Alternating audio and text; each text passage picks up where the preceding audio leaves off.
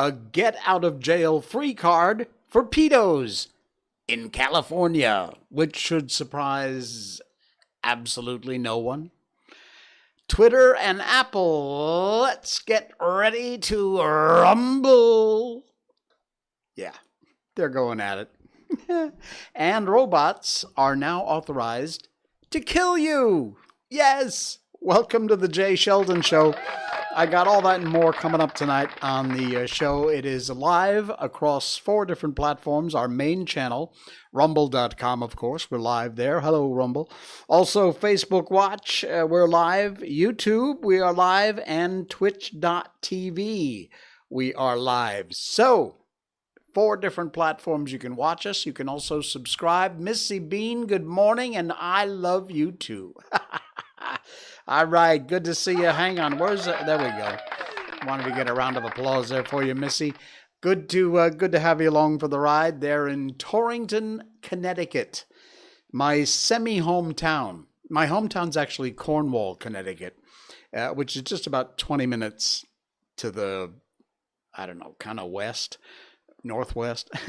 And but I lived in Torrington for many years. So many great memories of Torrington. In fact, somebody posted some decorations that were around Torrington on the Torrington Talks Facebook page, I think. Oh man, what a great memory. It was so nice to see that back from my my semi-hometown. So miss you much, Missy. All right. We got all that and more coming up. And, of course, after we get through with all of our other topics, we will get back to Bambi. We're on Chapter 17 tonight. We're reading the story of Bambi, which everybody knows from the very famous 1942 Walt Disney animated film. And, yeah, it's been an absolutely amazing book. I can't wait to dig back into it tonight. All right. Right now, it's an important Miko update. Miko update. Oh yeah, Miko is our little Shiba Inu, and Miko is going to be 3 years old tomorrow. Yes, she is turning 3 years old, which would be about 21 in dog years, in people years, I should say. And she's doing great. She had a couple of great walks today. In fact, you remember I told you about Max, the amazing golden retriever, and the old man golden retriever? Well, I finally managed to get the proof. There is, can we get my mouse back? Here we go. There is Miko, there is Max, and there's the old man. Take a look. I shot some video.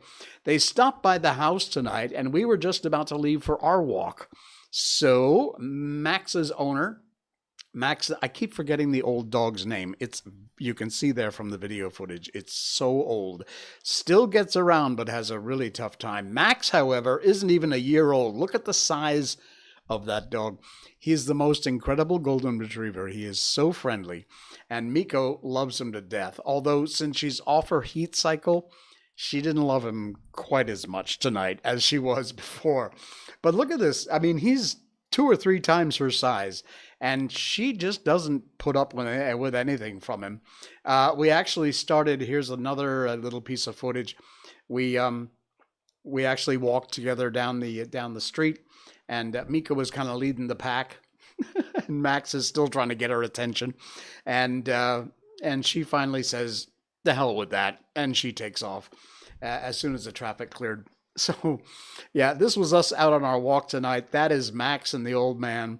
They are the most amazing 2 dogs. And, of course, Miko, who will turn 3 tomorrow, is not having any of it. She just took right off. So she's doing fantastic. I've got a big Facebook post coming up with pictures from back when we first got Miko all the way up to today. So it's 3 years of great shots. I'll be posting those in an album coming up tomorrow. All right, our Miko update brought to you by the folks at Barkbox.com. What is Barkbox.com? Well, it is a box full of treats for your dog. Comes once a month. You can sign up for one box, that's it, or you can sign up for a 6-month or 12-month subscription. If you use our special link, barkbox.com/Miko, you will get an extra month free when you sign up for a multi-month subscription. So sign up for 6 months, you get 7. 12 months, you get 13. You get a couple of toys sized for your dog. You can check small, medium, or large. Also, if you have a dog has any allergies, you can let them know about that, and they will make sure you don't get, like beef, fish, chicken, whatever, seafood. You get a couple of bags of treats and a dog chew. Every month it comes to your door, delivered right directly to you. And every month is a new theme. They're adorable. Check out the website. Take a look. You'll see under monthly themes over here on the side. There you go, monthly themes. You'll see all the different themes they've had in the past. And every month they come up with a new, incredibly cute theme. Please do check it out and sign up. It's barkbox.com/Miko, M-I-K-O. That'll get you our special deal with our special link there. 100% guarantee. If you're ever not happy with anything, just get a hold of their customer service and they will make it right. So check it out, barkbox.com. And thank you, Barkbox, for sponsoring our Miko update here tonight. All right. It's raining, by the way, here in Malaysia. It rained all afternoon. We got a little bit of a break for about 20 minutes, half an hour, which is when you saw us go out for the walk with Miko. And then it started raining again, and now it's still pouring outside. It's the season, so that happens. But it's just, man, it's relentless. And, of course, with that, here in Malaysia, we always wind up getting a whole lot of flooding. So driving, if you're on the roads tonight in Malaysia, watch your butt. Take it slow. All right, this is from Blaze Media. This is unbelievable. And yet, at the same time, not hard to believe because of where it's from. Good old, insane California. Thousands of pedophiles in Democrat-run California serve less than 1 year in prison for their crimes against children. Less than 1 year. When, here's that idiot Newsom now. When, as far as I'm concerned, they ought to be in there for life. Democrats in California have made sure that certain men who statutorily rape minors by sodomy don't have to register as sex offenders. What? Several years ago, these morons decriminalized child prostitution. Yeah. I'm not kidding.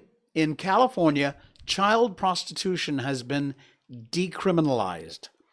A Daily Mail report revealed that extra to what appears to be a lax approach to addressing the scourge of pedophilia, California also has gotten into the habit of setting loose child molesters shortly after they have been convicted, not charged, but charged and convicted. And within a few months, unlock the door and off they go. The California Department of Justice, Megan's Law website, designed to provide information on registered sex offenders in that state, so members of the public can better protect themselves and their families. According to an offender's name, age, residence, and offenses drawn from the California Sex and Arson Registry, could be accessed along with the dates of the offender's last conviction and when the offender was released. The database was named after Megan Kanka, a murder victim of a twice convicted pedophile. The Daily Mail noted the California Department of Justice has recently taken steps to prevent new data from being gathered and analyzed on the Megan's Law website. California, what the hell? Seriously?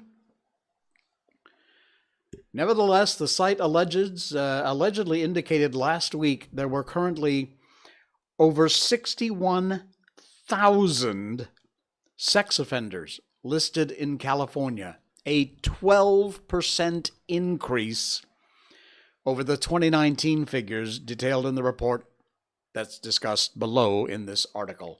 You can check it out. Utilizing information on the Megan Law database, Daily Mail investigation revealed that thousands of pedophiles who molested kids were released after only a few months in prison.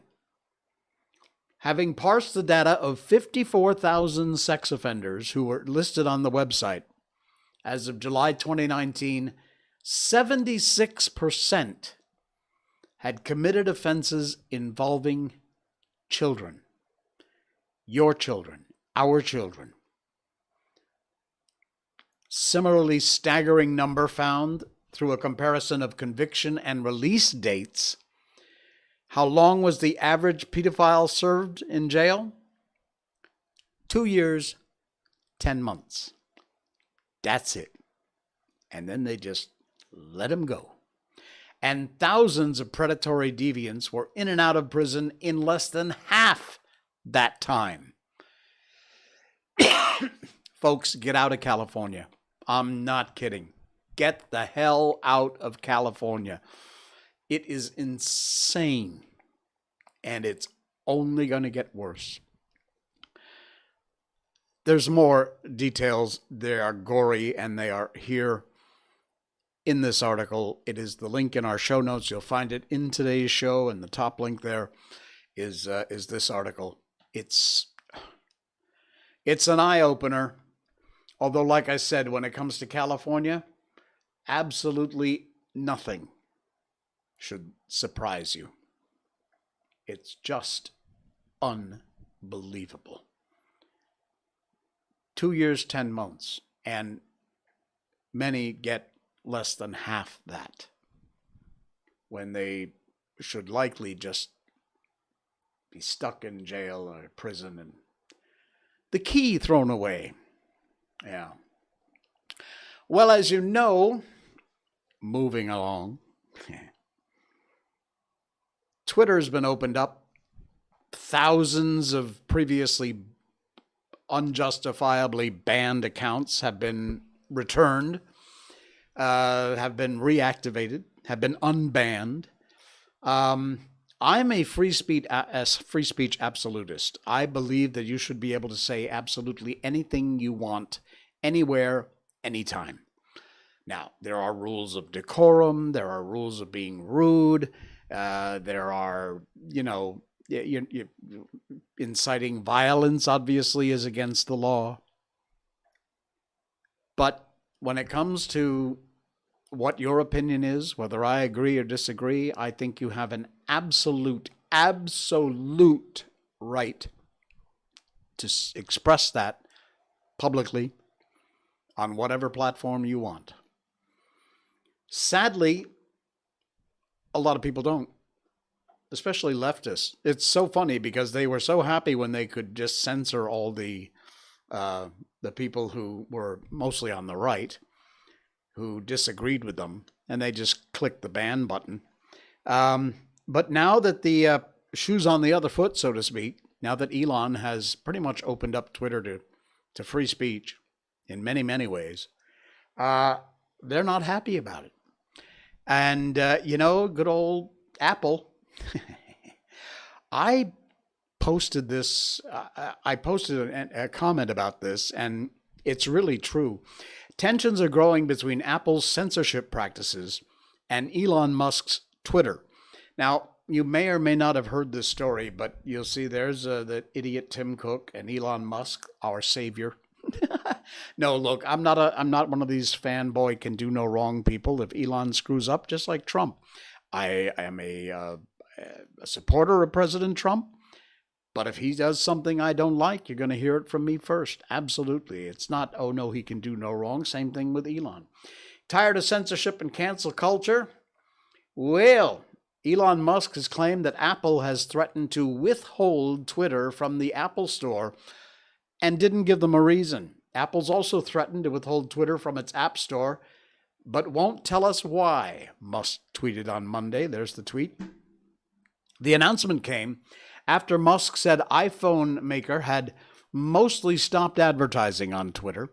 He also posted a poll asking users if Apple should publish all censorship actions it's taken that affect its customers.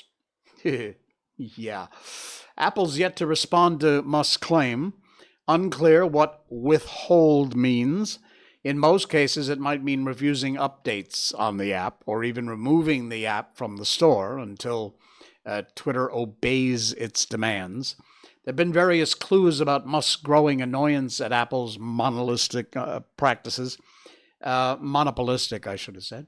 The Twitter owner criticized the App Store's in-app purchase fee, calling it a hidden 30% tax. Wow. Musk said he's going to loosen the platform's content censorship guidelines. He has already, in a lot of ways, and has already begun reinstating banned accounts, a lot of them. I'm going to tell you something that you're not going to like, but I said a couple minutes ago, I am a free speech absolutist. I think, now, he unbanned Trump's account, of course. He did that a while ago. Trump still hasn't tweeted. We're all sitting around waiting. You think he will? I'm not sure. I mean, Trump's got an ego the size of the great outdoors. But I'm not sure. He's got Truth Social going on, so he doesn't really need Twitter. But does he need Twitter? Anyway, the thing that I was about to say that many of you will disagree with is, in my opinion, Alex Jones' account should be unbanned on Twitter. Now, Elon has specifically said he would never do that. He lost a child, and because of, he claims Alex Jones was making money off the death of children. Maybe not. I know Alex Jones is a whack job, but I am a free speech absolutist, and in my opinion, Alex Jones should not be banned off of any social media platform. You can click block, you can click ignore, you can go past the posts, you don't have to listen or read them, but his rights to free speech are no different than yours and no different than mine. Whatever he has to say. Strange person that he is, I'll give you that, point stipulated. But yeah, this fight is just going to keep going on, and it's, I don't think it's going to end well. But you know what? You got Apple fighting against Elon. Elon's got the bucks to back himself up, although he's got less now that he bought Twitter. But he still has a lot of bucks. What else we got here? Let me see. Musk promises to... Oh, yes. Speaking of which, here's another one related to Twitter and Elon. Musk is promising to release the internal Twitter censorship files. Behind the scenes, Twitter's biggest censorship decisions. The Twitter files on free speech suppression will soon be published on Twitter itself. The public deserves to know what's really happening, Elon Musk tweeted. Last week, Twitter user ALX called on Musk to make public all the internal discussions about the decision to censor the New York Post's Hunter Biden laptop story just before the 2020 election. Well, Musk responded, "This is necessary to restore public trust." And after taking over, he issued a statement to advertisers hinting he was going to allow more free speech on the platform. Since then, Musk has fired a lot of, 70% some odd of the company, and Twitter's still running fine. In fact, I think it's running better. He has fired some of the members of the team responsible for content censorship, also restored accounts that have been permanently banned: Donald Trump, Marjorie Taylor Greene, the Babylon Bee, Project Veritas, who just came out with an amazing new video you must see. Check out Project Veritas's latest. And last week, he said he was going to restore all accounts that had been banned, provided they had not broken the law or spammed. I am interested in seeing the behind-the-scenes discussions that went on about canceling the Hunter Biden laptop story. That's what I want to see. So we shall find out. All right. You know, we're big on killing digital IDs around this show. We've talked about it 1,000 times. Well, New Zealand, we just told you last week about the facial recognition software that's going in a whole bunch of stores. Scary stuff. Here we go again. Right next door, from Australia. The used to be and is quickly becoming another penal colony. Australian company directors have just 1 week to be forced into mandatory digital ID. Yep, here we go. First New Zealand, then Australia, and who's next? For every person covered by the Corporations Act, the Australian Tax Office requires them to apply for a digital director's ID.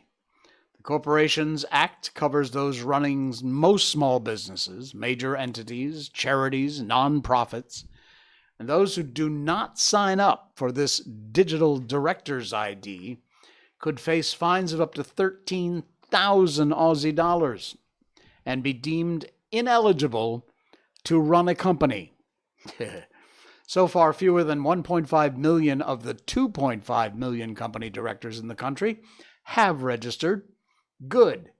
Fight the system. Tell them to shove it where the sun don't shine. Implementing the scheme is within the ATO calls, the Australian Business Registry Services. Deputy Registrar Karen Fote said the ABRS has done a lot to inform the public about the scheme, including accountants' annual electronic reminders and an advertising campaign. The issue is not people knowing about the new requirement, it's about people postponing getting registered. Well, maybe because they don't want your draconian Big Brother crap digital ID garbage. Do you ever think about that? First, they came for the plumbers.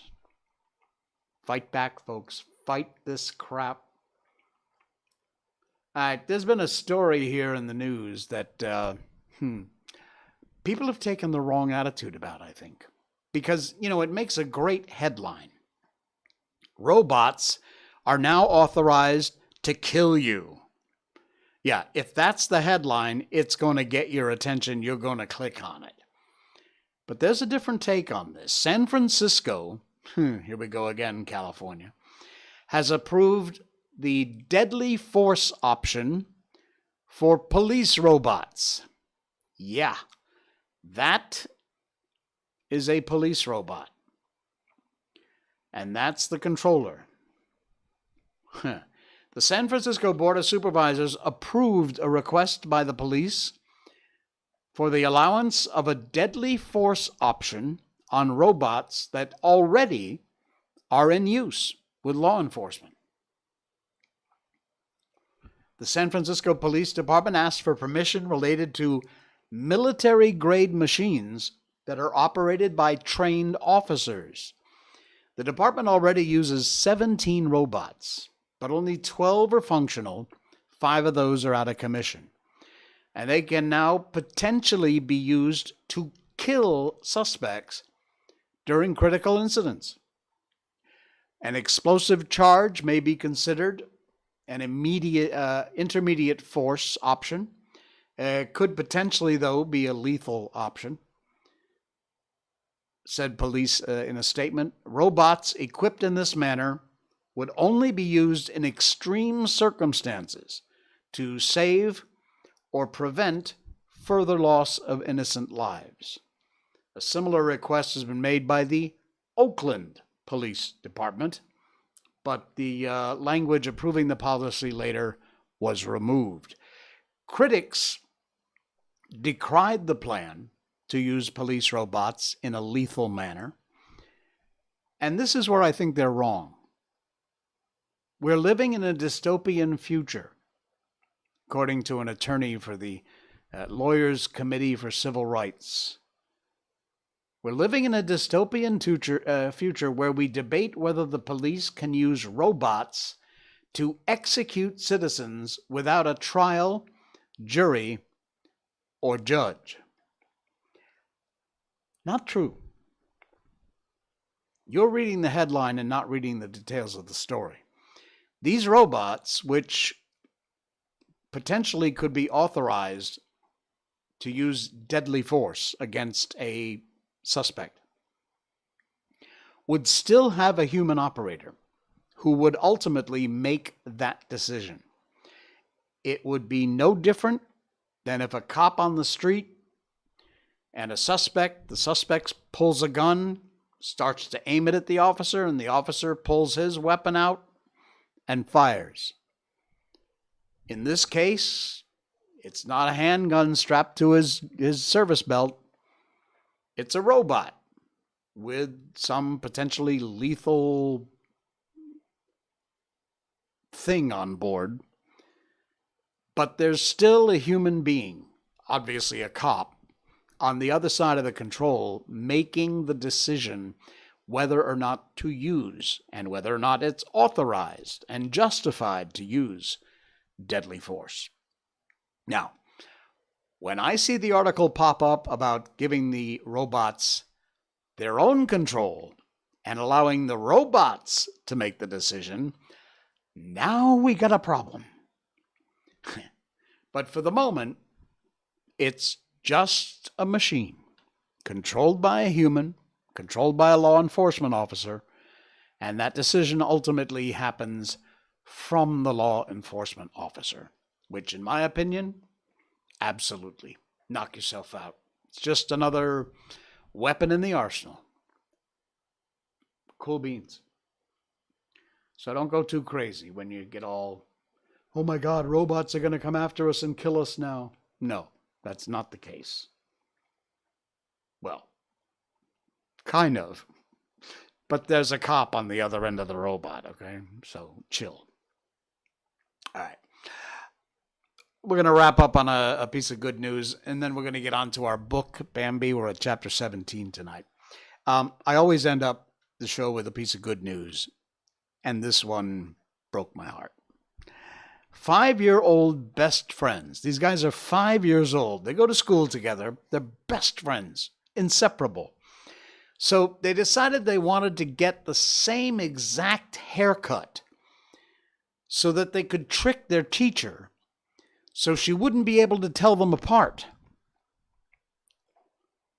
Children's hearts have no prejudice, which is important to remember in a society where a lot of adults resort to hatred and racial stereotypes. The melanin content of your skin seems to matter to some people. Doesn't matter to me. I don't care. It all has to do with the, as MLK said, content of your character. Adults may believe they always know best, but this story demonstrates you can learn a lot from watching the next generation. So these two best friends, they're not related, but these two best friends decided they wanted to get exactly the same haircut so they could trick their teacher, and their teacher couldn't tell them apart. I purposely haven't shown you the picture of these two best friends yet, but here it is. That's them. Kids, don't see color. You have to learn to hate people of another race. For those listening on the podcast, the link is in our show notes if you want to check out the article. But just for your benefit, these two little guys, both of whom are absolutely adorable. One is black and one is white. What a great picture. What a great story. Ah, man, I'm telling you. Way to restore your faith in humanity. Yeah. All right, it is time to move on to our book. Are you ready? We're at chapter 18, the story of Bambi. This was originally written in German by Felix Salten. was translated to English. There's only been one Bambi movie, the animated feature from Disney came out for the first time in 1942. It was then re-released about, I don't know, 8, 9, 10 different times. But the book that we've been reading now for many weeks is it follows along the Disney film pretty closely, and we have been enjoying it a lot. So let's just jump right in. It's chapter 18 in the story of Bambi. One day, Marina turned up again. She was already nearly grown up when Gobo disappeared, but she was almost never to be seen since then. She held herself apart, went on her own solitary ways. She'd always had a slight build and looked quite young, but she was serious and quiet and more gentle than anyone else. Now she'd heard from the squirrel, from jays and magpies, from thrush and pheasant that Gobo had come back home and had wonderful experiences. Then she appeared and wanted to see him. Gobo's mother was very proud and happy about her visit. Most of all, Gobo's mother was very proud of how happy she seemed. She was glad the entire forest was talking about her son. She wallowed in this fame, and she wanted everyone to acknowledge that Gobo was the cleverest and the most capable and the best. "What do you think, Marina?" she called. "What do you think of Gobo?" She didn't wait for an answer, but just continued. "Can you still remember that time when Miss Netla said he wouldn't amount to much because he shivered a bit in the cold? And can you remember how she prophesied that I'd never get much joy from him?" "Gobo certainly gave you enough to worry about," Marina answered. "Oh, that's all in the past," Gobo's mother declared, and was very surprised that anyone could still be thinking of these things. "Oh, I feel so sorry about poor Mrs. Netla. It's such a shame she's no longer alive and can't see what my Gobo's made of himself." "Yes, poor Mrs. Netla," said Marina gently. "It's a pity about her." Gobo enjoyed hearing his mother praise him like this. It pleased him. He stood there and felt as good as if standing in warm sunshine, and when he heard these phrases, his mother said to Marina, "Even the old prince came to see Gobo." She said it in a way that it was secretive, in a whisper, and celebratory. "He's never let any of us catch a glimpse of him, but when it was Gobo, he came." "Why did he call me a poor thing?" asked Gobo, sounding very discontented. "I'd like to know what that was supposed to mean." "Oh, don't you worry about that," his mother reassured. "He's very old and a bit odd." But now, finally, said what was on his mind. All this time, it's been going round my head what he meant by that. "You poor thing. I'm not poor, and I'm not unlucky. I'm very lucky. I've seen more, I've had more experiences than anyone else. I know more about this world, about life, than anyone here in the forest. What do you think, Marina?" "Yes," she said. "There's certainly no one who can gainsay that." And from that day on, Marina and Gobo were always together. Wow. It's a very short chapter, so we're going to move on into chapter 19. We'll see how far we get. Chapter 19. Excuse me. Bambi looked for the elder. He could walk all night, all through the nights, wandered about all the time the sun rose, and when the morning sky was red, all along the uncharted ways without Faline. There were many times when he still felt an urge to go to her. Sometimes he was still as happy to be with her as he'd been before. He found it beautiful to walk about with her, to hear her chatting, to have a meal with her at the edge of a thicket. But now these were things that didn't satisfy him as much as they had done. Before, It was rare for him to think of the elder when he was with Faline, but even then it was only fleetingly. Now he was out searching for the elder. He felt an inexplicable yearning to see him, and remembered about Faline only once.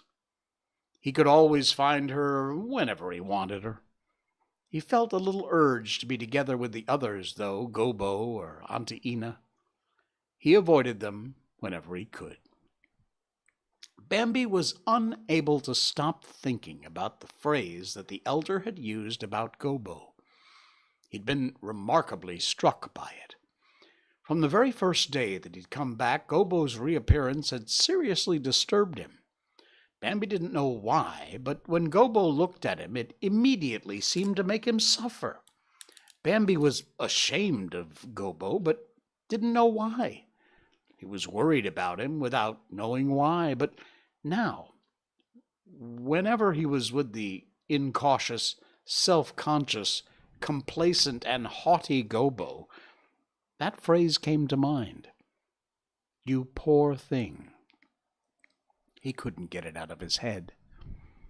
But one dark night, in which Bambi had once again assured the owlet, just to please him, that he had been dreadfully startled by him, it suddenly occurred to Bambi to ask where the elder might be. The owlet replied in his cooing voice that he didn't have the slightest idea. But Bambi could see that he really didn't want to say. No, he said, I don't believe you. You're so clever. You know about everything that goes on in this forest. I'm sure you know where the elder's hiding. The owlet went back down into a nice soft gray-brown ball, turned his big clever eyes a little, as he always did when he felt like it, and asked, Well then, do you really have such respect for me? Why is that then? Bambi didn't hesitate. Because you're so wise, he said candidly, and despite that, you're such fun, and so friendly, and because you can frighten others so well, and that's so clever to startle others, so very clever. I wish I could do that. That would be very useful to me. Oh, the owlet had sunk his beak deep into his breast feathers, and was pleased. Well, he said, I know the elder likes your company. Do you think so? Exclaimed Bambi as the owlet spoke. His heart began to beat with joy. Oh, yes, I'm sure of it, answered the owlet. He likes your company, and that's why I think I might dare to tell you where he is now. He pulled his feathers down against his body and suddenly looked quite thin again. Do you know that deep gorge where the willows are? Yes, Bambi nodded. Do you know the thicket of oak trees on the other side? No, Bambi admitted. I've never been to the other side. Now listen carefully, the owlet whispered. On the other side there's a thicket of oak trees. You have to go through there, and you come to an area of bushes, hazel and white poplars, hawthorns and privets. In the middle, there, you'll need to find an old beech tree that's been broken down by the wind. It won't be as easy for you to find on the ground, certainly not as easy as it is from up in the air. That's where the elder lives, under the trunk of that tree. But don't say I told you. Under the trunk? Yes, the owlet laughed. There's a dip in the ground there. The hollow trunk lies over it. That's where he is. Oh, thank you, said Bambi with enthusiasm. I don't know whether I'll be able to find him, but thank you 1,000 times. And he hurried away. Making no sound, the owlet flew along behind him, close above him as he began to screech. Ooh-yee, ooh-yee. Bambi was startled. Did I shock you? The owlet asked. Yes, he stuttered, and this time he was telling the truth. The owlet felt satisfied with himself and cooed, I just wanted to remind you, don't say I told you. Of course I won't, Bambi assured him, and he ran off. When he reached the gorge, the elder emerged from the darkness of the chamber right in front of him. So silently, so suddenly, that Bambi was greatly startled once again. "I'm not there any more, where you hope to find me," the elder said. Bambi said nothing. "What do you want from me?" the elder asked. "Nothing," stuttered Bambi. "Oh, nothing. Do forgive me." After a pause, the elder said gently, "It wasn't just today that you started looking for me." He waited. Bambi said nothing. The elder continued, "You passed quite close to me twice yesterday, and twice this morning, too. Very close." "Why," Bambi gathered up his courage, "why did you say that about Gobo?" "Do you think I was mistaken?" "No," Bambi declared with a passion. "No, I think you must be right." The elder nodded very slightly, and his eyes looked at Bambi with more benevolence than ever before. Bambi said to those eyes, But why? I can't understand it." "It is enough that you think so. You'll understand it later. Farewell." Ooh, bit of a mystery. And that's the end of chapter 18. We will move on to chapter 20 in our next stream coming up on Saturday night. Cool beans. All right, guys, thanks so much. Please ignore the bot in the chat with all this crap and everything, as I know my audience is smarter than to. Where is that? Over on Twitch. Of course, Twitch, the only place we get bots and garbage chat stuff. Nice job, Twitch. All right. Please do like and subscribe. Our main channel, of course, is at rumble.com. You can sign up for a free account over there and check out all of our videos and our show live every week, Monday, Wednesdays, and Saturdays at 10 p.m. Malaysian time.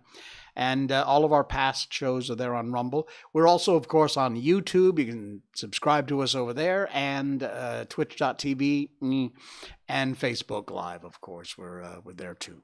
So thanks much for joining me. I will see you again Saturday night. Until then, this is the Jay Sheldon Show. Good night, folks.